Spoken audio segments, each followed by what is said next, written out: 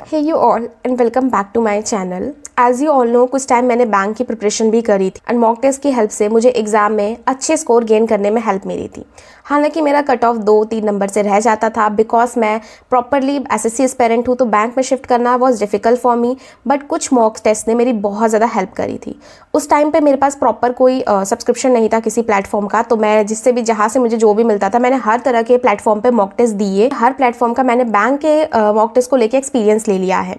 तो that's why बहुत लोग मुझसे पूछ रहे थे कि जो लोग बैंक के तरफ शिफ्ट हो रहे हैं या फिर बैंक की प्रिपरेशन कर रहे हैं तो उनको कौन से मॉक टेस्ट देने चाहिए, कितने मॉक टेस्ट देने चाहिए पर डे, या फिर किस तरह से हम मॉक को लेके चले ताकि एग्जाम टाइम में हम प्रॉपरली परफॉर्म कर पाए। तो इस वीडियो में हम इस बारे में प्रॉपर डिटेल बात करेंगे। मैं आप लोगों को अलग अलग प्लेटफॉर्म बताऊंगी किससे आपको किस समय कौन से मॉक देने चाहिए एंड किसकी क्या खासियत है और किसमें क्या आपको नेगेटिव पॉइंट देखने को मिलेगा, तो वो भी मैं आप लोगों के साथ शेयर करूंगी ताकि आप प्रॉपरली एग्जाम की प्रिपरेशन कर। तो first platform is text book. As you all know कि टेक्स्ट बुक प्लेटफॉर्म को मैं कितना ज़्यादा प्रीफर करती हूँ। तो जब भी मैंने एसएससी के मॉक दिए तो वो मैक्सिमम टाइम मैंने टेक्स्ट बुक से ही दिए हैं। बट जब मैं बैंक का मॉक दे रही थी तो मैंने टेक्स्ट बुक के साथ अदर प्लेटफॉर्म भी यूज़ किए हैं। बेसिकली टेक्स्ट बुक जो है ना वो अफोर्डेबल प्राइस में आपको काफ़ी सारे मॉक प्रोवाइड करता है, यानी यहाँ पे नंबर ऑफ मॉक्स जो है ना वो बहुत ज़्यादा है।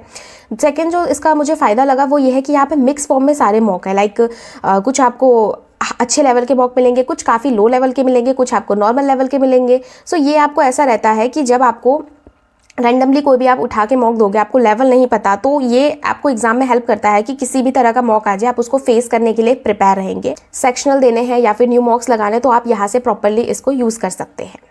सेकेंड प्लेटफॉर्म की तरफ चलते हैं जो कि गाइडली बेसिकली मैं इसको प्लस कहूँगी बिकॉज इसके मॉक बहुत ज़्यादा ही टफ थे। मतलब जब ये मैं मॉक देती थी मैं घबरा जाती थी कि मेरे तो बस की नहीं है, क्योंकि बहुत ज़्यादा हाई लेवल के इनके मॉक थे, मतलब एग्जाम से काफ़ी ज़्यादा अप।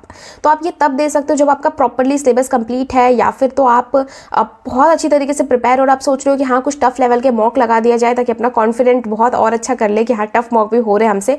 उस टाइम पर आप ये मॉक्स लगा सकते हैं। अदरवाइज मैं प्री लेवल पर या फिर बिगनर्स को या फिर जो एकदम मिड ऑफ प्रिपरेशन है उनको तो बिल्कुल भी गाइडली सजेस्ट नहीं करूंगी। थर्ड चलते हैं which is smart Kira and I think this is the best platform. इसका मुझे मेरी किसी फ्रेंड से ना सब्सक्रिप्शन मिल गया था, जो मेरी सब्सक्राइबर है उन्होंने मुझे दिया था कि वो मैंने ना यहाँ पे काफ़ी सारे मॉक्स लगाए थे एंड मैंने स्कोर भी शेयर किया था अपने चैनल पे।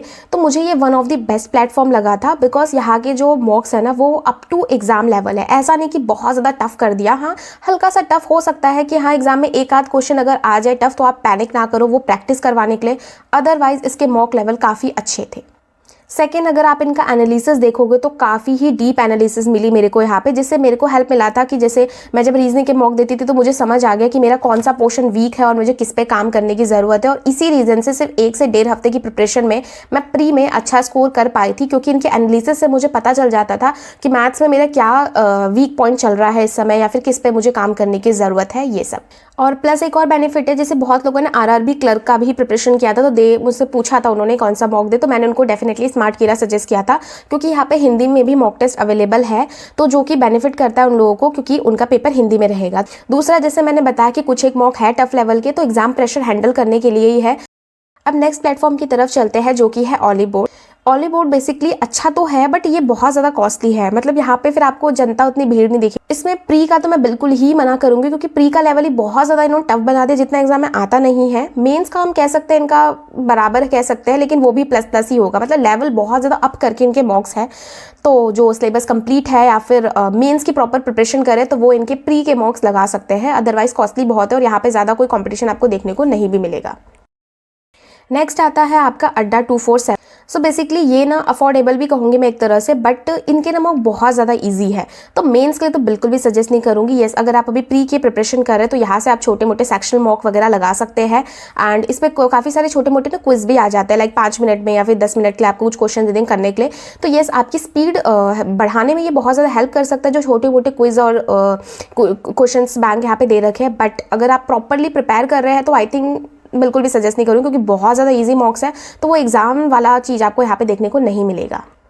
नेक्स्ट मॉक चलते हैं प्रैक्टिस मॉक की तरफ। सेम इसका भी अड्डा 247 जैसा ही कहूँगी मैं, क्योंकि यहाँ पे मॉक बहुत ज़्यादा इजी है एंड आई थिंक अगर आप किसी कॉम्पिटिटिव एग्जाम की प्रिपरेशन करें जहाँ पे इतना ज़्यादा कॉम्पिटिशन है तो इस टाइम पे आपको मिक्स लेवल के मॉक लगाने चाहिए। स्पेशली थोड़ा सा ऐसा होना कि हाँ एग्जाम लेवल या उससे हल्का सा ऊपर या फिर हल्का सा नीचे। एकदम ही ईजी मॉक लगाने से आप एग्जाम में ब्लंडर डेफिनेटली करके आने वाले हो, क्योंकि आपको लगेगा कि मैंने क्या पढ़ा था और क्या। अब लास्ट में अगर आप मुझसे केवल एक प्लेटफॉर्म पूछोगे तो मैं आपको स्मार्ट कीड़ा ही सजेस्ट करूंगी, बिकॉज अफोर्डेबल है, मॉक लेवल एकदम ठीक है, एंड प्लस में आपको क्विक आपको एक एनालिसिस मिल जाता है जिससे आपको मिलता है कि आपको किस चीज़ पर वर्क करने की ज़रूरत है नेक्स्ट। फिर भी अगर आप दूसरा पूछेंगे तो मैं आपको टेक्स्ट बुक डेफिनेटली सजेस्ट करूँगी, जिसको मैं बहुत ज़्यादा यूज़ करती हूँ अपने एसएससी एग्जाम के लिए। डेफिनेटली बैंक के लिए बहुत ज़्यादा बेस्ट था, लेकिन आपको नंबर ऑफ मॉक्स बहुत ज़्यादा लगाने, तब आप इसको यूज़ कर सकते हैं। इन दो प्लेटफॉर्म बेस्ट है आपके बैंक एग्जाम के लिए। That's it for this video. जो भी आपकी क्वेरी थी बैंक के रिगार्डिंग वो सब मैंने क्लियर कर दिया है। Still you have any doubt, आप लोग मुझसे कमेंट में पूछ सकते हैं। तब तक के लिए बाय बाय, मिलते हैं किसी अगली वीडियो।